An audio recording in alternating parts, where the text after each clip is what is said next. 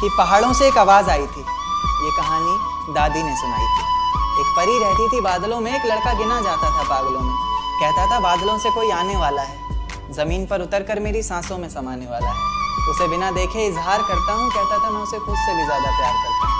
इतना सब सुनकर परी ने ज़मीन पर आने की ठानी। माँ ने रोका, बाबा ने समझाया, पर किसी की एक न मानी। रात का वक्त चारों तरफ अंधेरा था, रोशनी के नाम पर बस चांद का बसेरा था। अब चांद से याद आया कि चांद की रोशनी भी तो फीकी पड़ जाएगी जब वो उतर कर मेरी छत पर आएगी। तो